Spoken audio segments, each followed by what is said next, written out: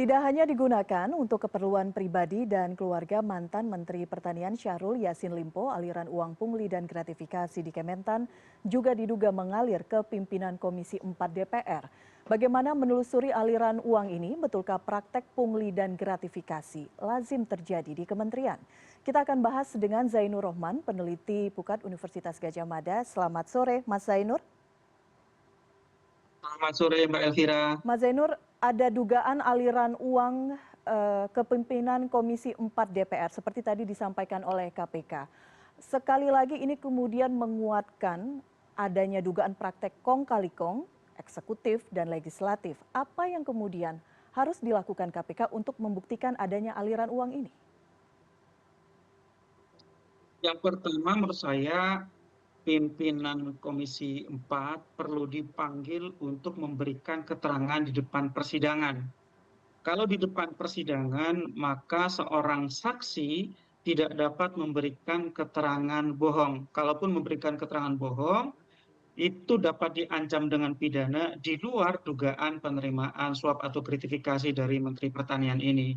Jadi kan sesuai dengan keterangan Arief dari Rumga Kementan, ada catatan ya dari penerimaan yang dikumpulkan dari berbagai pejabat di eselon 1 Kementerian Pertanian itu diperuntukkan untuk siapa saja.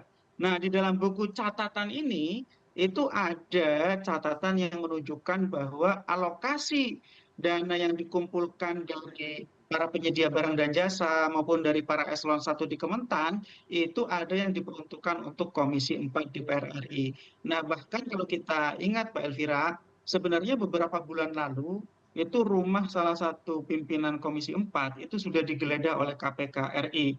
Juga sudah ada anggota DPR RI Komisi 4 juga sudah diperiksa sebagai saksi. Jadi menurut saya sekarang tinggal menghadirkan mereka di depan persidangan. Apa tujuannya? Tujuannya adalah untuk memperjelas aliran dana dari uang yang dikumpulkan hasil korupsi itu. Ternyata juga digunakan untuk korupsi juga gitu ya. Jadi biasa orang menyebut sebagai uang panas dimakan setan. Sehingga menurut saya ya, langkah pertama adalah panggil mereka di depan persidangan. Yang kedua adalah saya berharap agar KPK tidak berhenti pada Mentan dan juga para pejabat di Kementan, tetapi juga dapat menyasar Komisi 4 DPR RI ini karena dugaan mereka menerima gratifikasi atau bahkan suap itu sangat kuat gitu ya. Ada saksi-saksi yang menunjukkan apa namanya pengumpulan uang dan juga kemudian penyaluran. Ada pihak-pihak yang memang menjadi perantara dan seterusnya, sehingga ini harus didalami segera oleh KPK. Dan kalau memang alat buktinya sudah cukup sesuai ketentuan di dalam hukum acara, maka ya KPK harus menetapkan mereka yang menerima sebagai tersangka tindak pidana korupsi. Betul bahwa memang ada dua kemungkinan. Kalau tidak ada urusan tertentu, tidak ada meeting of mind, tidak ada satu kesepakatan mengenai objek tertentu, maka itu adalah gratifikasi, sekadar pemberian, sekadar hadiah. Itu kan konteksnya adalah jelang Idul Fitri 2022 gitu ya. Jadi kalau memang konteksnya sama sekali tidak ada urusan apapun, maka itu gratifikasi. Tapi kalau ada urusan, misalnya mempermudah satu urusan tertentu, misalnya membutuhkan izin, membutuhkan persetujuan dari DPR RI satu kebijakan di Kementerian Pertanian, maka itu ada suap, ada meeting of mind, ada pertemuan maksud antara pemberi dan penerima. Dan aturan mainnya sudah jelas, itu harus dilaporkan dan dua-duanya adalah satu gratifikasi, satu suap, apapun itu harus dipertanggungjawabkan. Mas Zainur, kita berbicara sekarang masalah kasus Syahrul Yassin Limpo sendiri, termasuk anggaran Kementan. Pihak kuasa hukum beberapa kali menyatakan uang yang dipakai ini merupakan bagian dari dana operasional menteri, sehingga sumbernya adalah legal. Bagaimana kemudian membuktikan apakah betul dana ini adalah sumber yang legal dan bukan hasil dari pungli pejabat di Kementan? Tentu itu dibuktikan di depan persidangan ya. Keterangan dari pengacara SYL itu bertentangan dengan kesaksian mereka-mereka yang mengurusi secara langsung pengumpulan dana dari para pejabat eselon 1 maupun para penyedia barang dan jasa, para vendor gitu ya. Dan kemudian penggunaannya gitu ya. penggunaannya itu kan untuk kepentingan-kepentingan apa saja yang kemudian menurut keterangan para pejabat di Kementan, mereka-mereka yang mengurusi rumah tangga menteri itu ternyata digunakan untuk kepentingan-kepentingan pribadi. Jadi menurut saya ini soal pembuktian saja, dan kalau kita ikuti persidangan yang sudah berlangsung secara terbuka itu sangat jelas kok ya keterangan Mhm, saksi-saksi para pejabat ini. Mereka mengumpulkan uang itu dari mana, ya, jumlahnya berapa, digunakan untuk kepentingan apa saja, itu sangat jelas. mhm, Adapun kalau dari sisi pembela hukum dari terdakwa mengatakan, oh tidak seperti itu, ya silakan tunjukkan. Kalau memang itu berasal dari dana operasional menteri, misalnya bagaimana?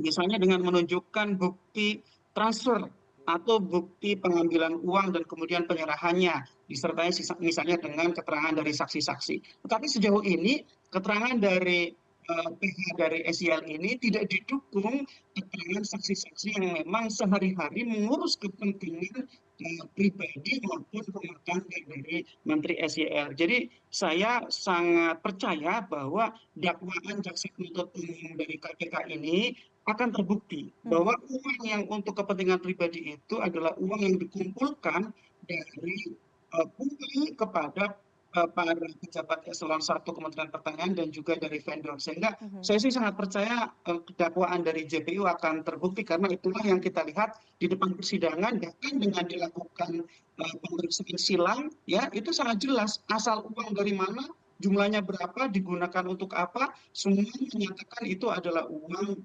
dari pungli. Itu Oke, Mbak Elvira. oke. Berbicara mengenai dana operasional menteri ini kan memang juga, bukan sesuatu hal yang baru, jika kemudian mungkin publik menangkap gitu, ada beberapa kasus sebelumnya, ada dugaan penyalahgunaan, ditambah saat ini fakta-fakta seperti, kita lihat di pengadilan, ada pungli, ada gratifikasi di sana. Apakah memang celahnya, besar begitu di level kementerian atau lembaga untuk dana operasional menteri ini? Sehingga memang, wilayah abu-abu dan, sangat gampang untuk disalahgunakan? Sebenarnya Mbak Elvira, sejak 2014, dana operasional menteri itu seakan-akan sudah diserahkan sepenuhnya kepada menteri secara gelondongan. Jadi melalui peraturan Menteri Keuangan, di sana asas penggunaan dana operasional menteri adalah bersifat fleksibel sesuai dengan diskresi dari menteri atau kepala lembaga. Itu pun bersifat langsung, artinya tidak harus ad cost sesuai dengan jumlah yang dibayarkan, tapi sesuai dengan yang dianggarkan. Artinya dengan sifat lamsam, bersifat fleksibel sesuai dengan diskresi menteri, itu seharusnya sudah dapat mengcover seluruh kebutuhan menteri. Ya, jadi menurut saya dengan peraturan Menteri Keuangan 2014 itu tidak ada lagi alasan seorang menteri itu kekurangan dana operasional sehingga harus mengumpulkan uang suap dari para vendor maupun pejabat di eselon 1. Jadi menurut saya itu tidak lagi dapat dibenarkan. Justru peraturan Menteri Keuangan 2014 yang fleksibel itu sebagai respon terhadap dua kasus sebelumnya yang dialihkan kepada Menteri Jero Wajib dan Menteri Sri Adalia Ali pada waktu itu yang diduga juga terkait dengan dana operasional menteri karena waktu itu masih bersifat ad cost, masih bersifat sesuai dengan pengeluaran sehingga kemudian diduga ada berbagai bentuk fraud.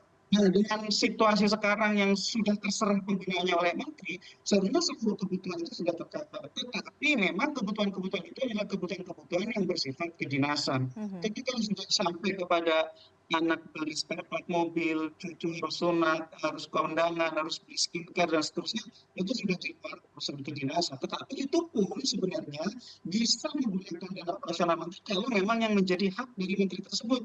Misalnya ketika dianggarkan secara langsung ada sisanya, itu sebenarnya menjadi hak dari yang bersangkutan. Tetapi kan ternyata itu tidak gitu ya. Justru keperluan-keperluan pribadi itu diambilkan dari pos-pos maupun pungutan liar yang kemudian membebani para pejabat eselon 1 yang ujung-ujungnya juga menimbulkan korupsi baru, yaitu menyangkut kepada para penyedia barang dan jasa. Dari mana Baik. para penyedia barang dan jasa ini menyediakan uang yang Mbak Elvira?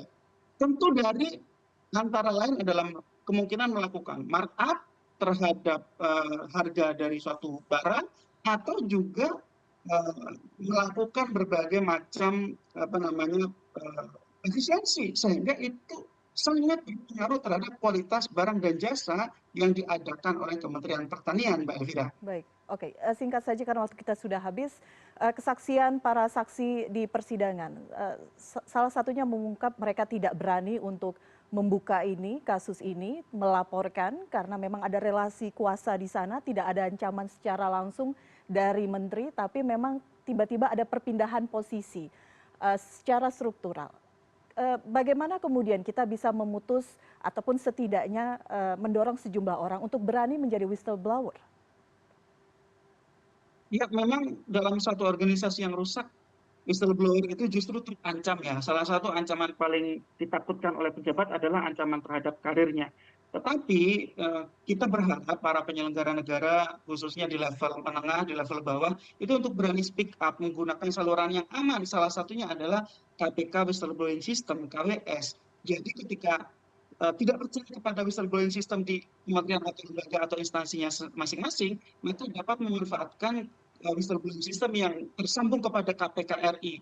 Itu saya pikir lebih terjamin karena sejauh ini belum ada retaliasi atau pembalasan kepada pelapor yang itu sumbernya dari KPK. Biasanya kalau lapornya kepada whistleblowing system di internal satuan kerja atau kementerian lembaga, memang yang dikhawatirkan adalah dari sisi keselamatan karir. Tetapi Mhm. sekali lagi saya katakan, ketidakberanian para pejabat di level menengah dan bawah untuk lapor ini juga menunjukkan di dalam organisasi tidak dibangun adanya sikap berani untuk lapor, bahkan tidak adanya satu bentuk penghargaan. Mhm. Karena yang paling penting adalah bagi pelapor, yang pertama dilindungi, yang kedua dihargai. Nah, ini yang kita memang harus evaluasi bagaimana agar masing-masing kementerian lembaga itu punya sistem yang dapat menjamin keamanan dari pelapor. Tetapi kalau sekali lagi, kalau khawatir terhadap whistleblowing system di dalam kementerian dan lembaga masing-masing, dapat menggunakan whistleblowing system yang dibangun oleh KPK. Dan sejauh ini meskipun KPK banyak sekali masalah, belum pernah ada cerita bahwa Baik. pelapor yang lapor kepada KPK itu kemudian mendapatkan pembalasan, kecuali kalau pelapornya sendiri yang kemudian membuka wajahnya ke hadapan publik bahwa dia yang melaporkan, itu tentu beda cerita.